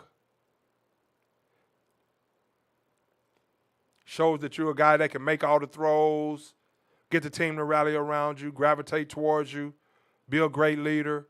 So right now, John Lynch seems like he's all in. At least he's saying so. He's all in on Brock Purdy should be the starter. But that just tells me, again, if you think Trey Lance is somebody, you don't say that, yeah, if Trey Lance is really, really your guy, or you really feel strong about Trey Lance moving forward, you say, nah, Trey Lance is here to stay. And these guys are just going to have to compete. But Trey Lance was the 3rd pick in the draft. And we believe he has franchise quarterback. Obviously, he has franchise quarterback type ability. I don't know if that mindset has changed since then, but he's definitely in Brock Purdy's corner right now. We're going into the season after he recovers from the elbow injury as being the guy that should be the leader in the clubhouse. And again, like I said, do not be surprised if come draft night they start taking calls for Trey Lance. I like Hendon Hooker as well. Speaking of the draft, Hendon Hooker is going to be a great pro. I think he'll be 25 to start the season next season. But hell, these quarterbacks, he's coming off that knee injury. He's probably going to be better because he's probably as great as he is. I mean, he doesn't have I heard Orlovsky say this, and I believe him. Doesn't seem like he has a flaw in his game. He's smart, can make every throw. If he recovers from that knee injury, which he will, that can be a pick right there. That can be a pick right there that you probably take him in the top 10 to 15 picks. He would have been a draft pick somewhere right there anyway if he wouldn't have blown his knee out at Tennessee. But can make every throw, smart. Players love playing with him. Coaches love coaching him. Heupel loved the guy. 25 years old. These guys are playing to their 35, 40. He's an athletic quarterback too. So he's going to recover from that knee injury completely. That arm didn't get injured. Talked about landing spots for Lamar Jackson. I mean, you look at Hendon Hooker, but who knows where he'll end up and who knows what shakes out in the draft. But Hendon Hooker, if a team moves up, a team may just move up and want to take him. So you may have 4 or 5 quarterbacks that go in the top 15. 4 definitely in the top 10. But if it wasn't for Hendon Hooker's knee injury, again, you probably have all 5 go in the top 10, one way or another.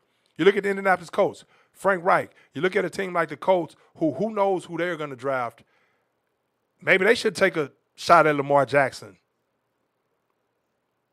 Of course, you have to give up some capital, some draft picks, but you have your quarterback who you've been searching for since Andrew Luck. You know what you're getting in Lamar Jackson if you're Indianapolis.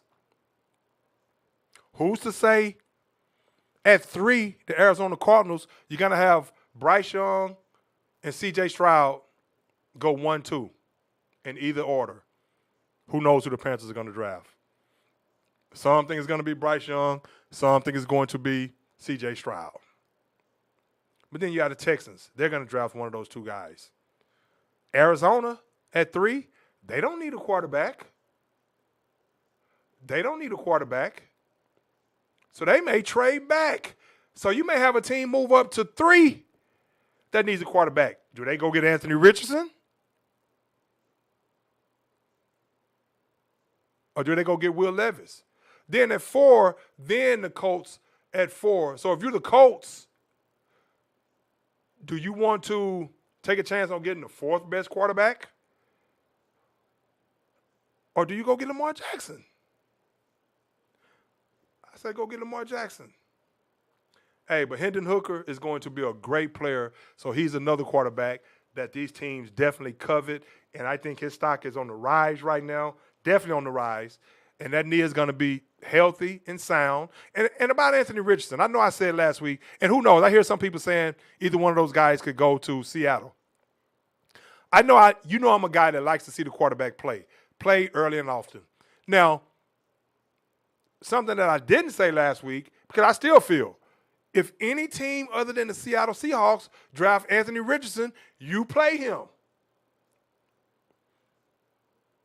Don't tell me about his accuracy. The guy's going to be a great one. The only way he can work on his accuracy, the only way Lamar Jackson could evolve as a passer at quarterback is if you call the requisite plays and get the requisite talent to help him do that. But the only way he can work on his accuracy is if he's in the game. And learn from his mistakes. You say, well, you don't want it to hurt his confidence. Well, if playing and failing and learning from your failures going through the trials and tribulations, if that doesn't help motivate you and help build you and help you learn, then you have the wrong quarterback. You picked the wrong guy from the start if he doesn't have it up there mentally.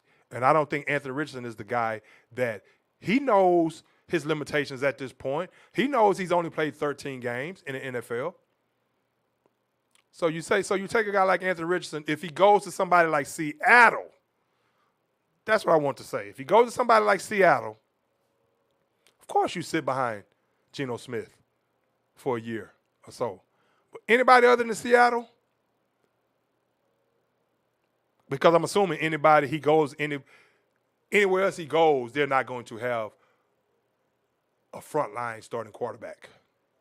Of course, we all know he's not going to Kansas City. He's not going to Buffalo. He's not going to I'm going on Cincinnati. Who knows? Baltimore, like I said before, what if they try to go out and get Anthony Richardson? But again, Hendon Hooker is going to be right there in the mix. Lamar Jackson, who knows what's going to happen with Lamar Jackson as I round up this talk about these quarterbacks right here. It's going to be interesting. Again, Arizona do not have to stay at the number 3 spot. They can trade down. Somebody else can move up that covers the quarterback. So if you're the Colts, you might want to take a look at Lamar Jackson. Do you want the 4th quarterback? The 4th best quarterback? Who would it be? Will Levis, Anthony Richardson, or Hendon Hooker? So something Indianapolis need to think about. While Lamar Jackson is saying he wants out, something they need to think about. Do they put together something, go out and get Lamar Jackson, because who knows how long it will take. We know they've been dying to get back some great quarterback play since Andrew Luck has vacated the premises. Who knows if you drafting the 4th best quarterback, who you perceive as the 4th best quarterback in the draft, if that happens. Again, if Arizona trades out of that pick at number 3 and somebody trades up and jumps them and you're sitting there at 4, who knows how long that's going to take for that quarterback to develop. Of course, you have to play him, but you have somebody already ready-made in Lamar Jackson. So, I don't know, man. We'll see. We'll see, but of course, football, there's always some wheeling and dealing going on in professional football. Anything else in professional football y'all want me to talk about? Nothing else really jumps out at me right now in professional football this time of year. Aaron Rodgers, he's going to end up, like I said, with the Jets. We'll see. But nothing else is really of concern to me tonight to speak on. I can sit here and talk about the draft and prospects in the draft, which I've done before, but I'll save that as we near draft day. And we'll see some of the wheeling and dealing that might go on to grab not only some of these quarterbacks, but just some of these great players in general. Cowboys straight up to get Bijan? Let's do it. Let's do it. What's going on in the NBA? What's going on in the NBA? I know LeBron came back. LeBron came back last night. The Lakers lost. Let me see. NBA schedule. LeBron came back from that foot injury. Looked good. Moving around well. Didn't have a limp. Said 2 doctors had suggested that he get surgery. He decided against it because he has a LeBron James. He went to the LeBron James feet or something crazy, he said. But talked about how good he heals up. So he obviously knows his body. So obviously it was good to see him say that. It was good to see him say all those things after that game because I was like, man, are you serious? Are you serious? Are you actually going to come back from a tendon injury that soon? A torn tendon?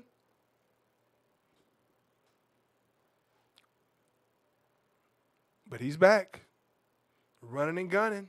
Of course, when they get D'Angelo Russell back, we'll see how things shake out. We'll see what the Lakers, Anthony Davis, when he's healthy, when he's playing at a high level. But now they have their team. Austin Reeves, I don't know where he comes from, but he came out of the blue, and he's a very, very good player. Going to be a tremendous help for them in the playoffs. Austin Reeves, point guard. Love his swagger, too. Could take you off the bounce, could shoot the three. Loves to go to the rack, makes passes. He's definitely a viable threat that the Lakers need to go along with everything else that they've acquired in that trade at the trade deadline to help LeBron James garner that 5th championship. And Anthony Davis, that 2nd championship. If Anthony Davis can stay healthy, LeBron can get that win back like he's talking about. D'Angelo Russell can come and do what he can do. Austin Reeves. Vanderbilt, one thing about Vanderbilt, he's too inconsistent as far as his rebounding. He's inconsistent. You see one game he may have 12, 13, 14 rebounds. The next game he has 2. Now I compare the guy to Dennis Rodman. Dennis Rodman would never have 2 rebounds. So maybe that was a bad comparison on my part. But he kind of reminds me of Rodman out there, though. Let's see what's going on. Right now you have to – okay, hold on real quick.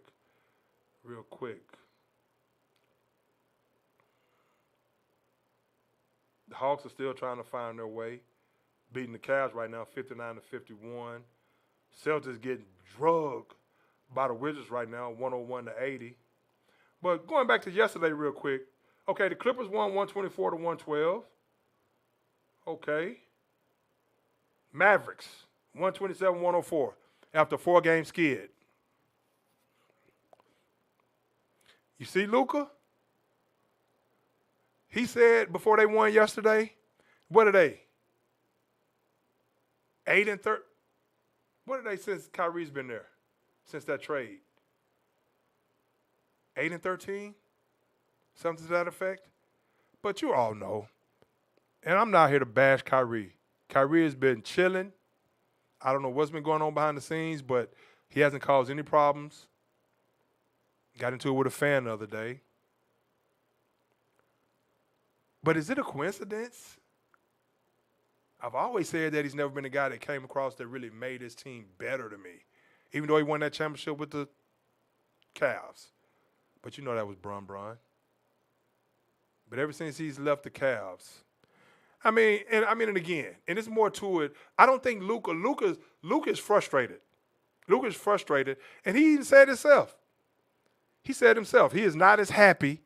He hasn't been as happy. And things supposedly off the court that he's alluding to. So I don't want to put all this on without any evidence on Kyrie. It's been a cancer in the locker room. From all accounts, his teammates like the guy a lot. He hasn't caused any problems. But Luka's probably looking at it like, man, now I have this. I want. But Luka actually wanted to trade at first. Not saying he doesn't now. Not saying he wants to rescind it. But he realized that Kyrie needs the basketball. Kyrie needs the basketball. I need the basketball. And it's just not meshing right now because of all they had to give away. Then you look at a guy like Kyrie, he's probably demanding a lot of attention or garnering a lot of attention from other players off the floor. People probably gravitating to him. Seems like he has that personality where other teammates gravitate to him. Even though he bails on them like he did the Celtics, like he did Durant, ran James Harden out of town with the Nets.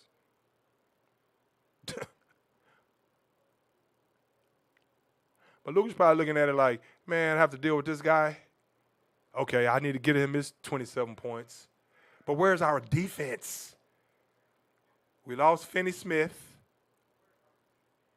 We lost Dinwiddie. We lost our defensive edge. And, yeah, I know I signed off on it, but I'm having second thoughts about signing off on a guy that's just going to score the basketball, but that's really not going to elevate the play of this team, even though he's a good guy. Luka sees something right now with Kyrie being in the fold. He sees his presence just doesn't seem like it's conducive to winning, a winning environment. And again, I hate to, again, Kyrie has been tremendous. He's played tremendous while there, when in the game, when healthy. He's played tremendous. But they haven't been able to mesh. But again, I don't think Luka, I think he likes Kyrie. Don't get me wrong. Don't misconstrue my words right there. I just think he feels, okay, I have to acquiesce to a guy that needs to score the basketball, but that's pretty much all he does. And he keeps everybody at bay with his personality. What am I going to do with this guy?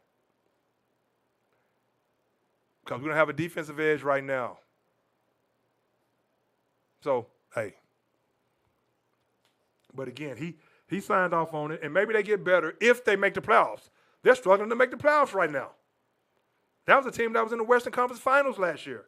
But is that a coincidence? We all know they got worse defensively.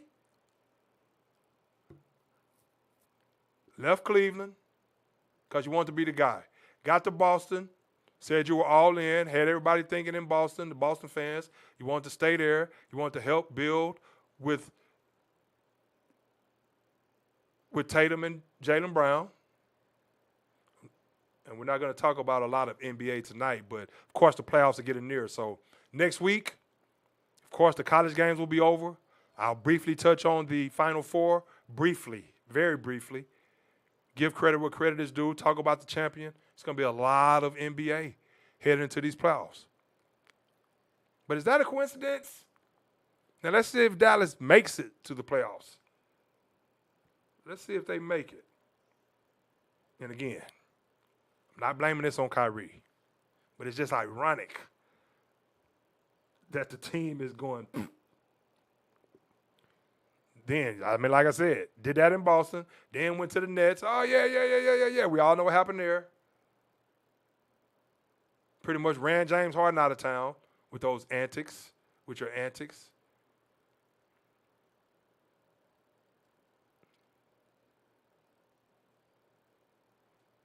Then bailed on your boy, KD. All those handshakes and stuff. I told KD, hey, man, dude don't care about you at the end of the day. At the end of the day, it's all about him. It's not about his teammates. He's gone from doing things that hindered him from getting the contract he was asking for from the Nets, from his actions and unavailability. Then you bounce on your boy KD. Now you leave KD hanging and out to dry. He has to make a move, request a trade to Phoenix. He's coming back tomorrow. KD will be back tomorrow. So a lot of these teams are getting healthy right now. And again, we'll see what happens with the Mavericks. They may get it together and make a run in the playoffs. Kyrie may be tremendous. And I'm not sitting here saying that Kyrie is the obvious reason that they've faltered since he's been there. But that's very ironic. Or maybe it's coincidence. Okay. Maybe it's just coincidence. The Bucks beat the Pistons last night. Okay. Rockets, I'm sure Stephen Silas, what they have, 10, 11 games left? I know they play better as of late, but do not be surprised. Now, the Rockets have been keeping this close to the vest. And they haven't said too much, but they lost to the Knicks, 137 to 115 last night. Don't be surprised if Stephen Silas is out of there. Seriously. And they get that number 1 and number 2 pick, depending on who Adam Silver wants to have that pick. And they get either Wembanyama from France or Brandon Miller with a new head coach. I really think Silas's days are numbered. And I hate that for the brother, but I really think his days are numbered. And if they run off 8, 9, 10 games in a row or go 8-2, they've been playing with a lot of energy, been doing some things good as of late. But again, Do you really see the overall growth consistently with this team? You've seen some as of late, but will it be enough for him to keep his job? We will see. Excuse me. But I think he's out of there. Pelicans, is Zion going to come back? They won 124-90 last night. Hey, the Nets shutting down Ben Simmons, the aforementioned Nets. What I tell y'all a while back on that too, before I talk about Dame Lillard shutting it down. This is what made me think about Ben Simmons. I hear today that they're shutting him down for the remainder of the season. Remember when that trade, when I was talking all that Brooklyn Nets stuff last year, and I said, Ben Simmons is probably damaged goods. Now, Brooklyn, of course, they owe him over $78 million the next 2 years. So they're all saying all the right things about how they think he can make a full recovery. And I hope he does. I wish injury upon no one. And I hope he's okay mentally. But he seems like he's damaged goods with that pinched nerve in the back and the knee. And I said it last season when they acquired him. I said he may be damaged goods. And it looks like that may be the case if that back doesn't heal up. Now, they're going to give him an offseason to heal up. Hopefully he can get back. But you're talking about looking like a bust now. Had a couple of good years. I wouldn't say a total bust. He's not ashamed to beat.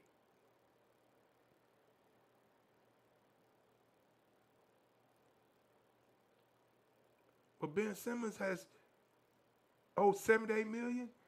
They better hope. So they're shutting him down. That's a move right there. Like, hey, let's get him the necessary treatment because we owe this guy $78 million. $40 million 1 year, $30 million. $40 million, I think, next year, 30-something million, $38 million the year after that, or vice versa. But over the next 2 years, over $78 million. They owe Ben Simmons, who won't even shoot the basketball. You saw what he's done in the playoffs. Ran out of Philadelphia, or ran himself out of Philadelphia. Too sensitive. You get under the basket and won't shoot the basketball, and you expect people to have your back, and you're the former number 1 pick? The money that we're paying you? So you can't get what you want to get from him on the defensive end because he's damaged goods. Bad knee, bad back. Now the Brooklyn Nets, now they probably, with that money that they owe him, I'm sure they won't be able to do certain things to build around the players that they already have, but they've been very, very competitive. I like what Jacque Vaughn is doing over there. And you look at guys like Mikal Bridges, who's the number 1 go-to guy now. You have Dinwiddie. What happened to Cameron Thomas? Remember when Cameron Thomas went for 3 straight 40-point games? What happened to him? He just fell off the face of the earth. Maybe that was an aberration. But you're paying Ben Simmons $78 million. You know what? I actually had forgotten Ben Simmons was still on the team. He hadn't even crossed my mind. We're talking about a former number 1 pick who they're paying that kind of money to. Can't shoot free throws, won't shoot the ball to save his life, won't even try to shoot the ball to keep the defense honest. So they're shutting him down. They're shutting Dame Lillard down. That's a business move. It's like, let's see if we're not going to do anything in the playoffs this season. It's looking like we won't even jump these teams to make the playoffs. Let's shut Dame down, get as high a draft pick as we can, end up somewhere where we'll end up as far as record-wise, the way it'll look like we should end up if Dame is not playing, and maybe give ourselves a chance to get a higher pick than we normally probably would have gotten. Clippers, we'll see. Talked about them already last week. T-Wolves got their people. Hey, the Kings, De'Aaron Fox in the West, don't count out the Kings. The Kings and the T-Wolves played last night. The T-Wolves won. Of course, the T-Wolves, I don't think Karl-Anthony Towns played last night. And I don't know what that was. I don't know if that was a back-to-back. I don't know what that was. But those are 2 teams that's definitely on the rise, the Timberwolves and the Kings. But De'Aaron Fox and the Sacramento Kings are a team to be reckoned with as well as the Timberwolves. 2 teams with great, tremendous young talent. Of course, The Nuggets beat the Sixers last night. The Sixers played without Joel Embiid, who's resting up, sitting it out. So who knows what's going to happen with the Nuggets as far as Jokic and Embiid as far as the MVP.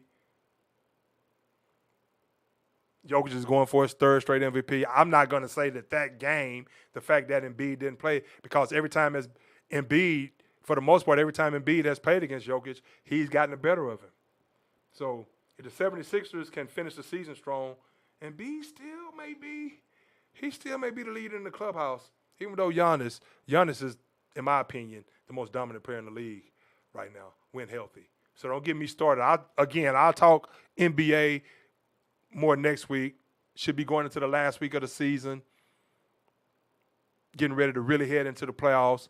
So I really break down some possible matchups or break down some teams and talk about how I feel about them. I'll tell you that for sure. And as far as tonight, okay, you had the Celtics and the Wizards. Celtics getting drubbed right now.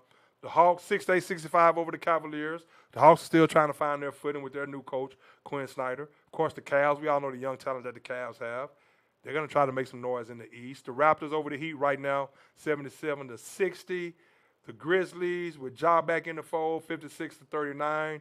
We all know they're going to be a team that's going to have a great shot at making it to the Western Conference Finals. Hey, that's why Ja's back. Get him a couple of weeks back with his team so they can go into the playoffs humming, and let's let bygones be bygones. Nobody got hurt. Hopefully he's learned from this. We need eyeballs on these playoffs, as many as possible. Thunder and the Hornets, Pelicans, like I talked about with Zion, who knows? The Pelicans, they can be a team that can be dangerous as well. But I'll talk more NBA next week. The Astros, of course, are getting ready to get jumped off. Talked about Ohtani earlier, getting a $65 million. The Astros are still my team to beat, even though Altuve is going to be out for the first couple of months. But, hey, Astros are too loaded. Been there. Love Dusty too much. Too many guys that can put a bat on the baseball. Can beat you in a variety of ways. Can hit for power, can hit for average. Athletic, can run the bases. Even without Altuve, the Astros are still going to dominate that division, and they're still the leader in the clubhouse to win it all again, back to back. First team to do it since the Yankees, won 3 in a row, 98, 99, and 2000. The Astros are going to be the first team to go back to back since then, since 2000. That's how I really feel. And of course, I'll talk about more baseball as the weeks progress as well. Again, it's always football season. Going to talk more college football maybe next week. Touch on a few of these possible draft picks that I haven't touched on. I know everybody wants to talk about the quarterbacks. I've talked about the quarterbacks, the receivers. I've talked about running backs. I've talked about the tight ends. Got to show the linemen some love. Offensive and defensive linemen some love. Got to show them some love. I've talked about Jalen Carter. But talk a lot more the NFL draft, of course, again, the NBA heading into the playoffs, and talk a lot of more MLB. Not too much MLB. Just touch on a few teams coming up here. Hey, but I tell you what, it's been great. Appreciate y'all tuning in. Skrillerilla, I'm about to get out, man. You listen to the Sports Court. I'm Gregory Beatty. Legends live and let live. Peace.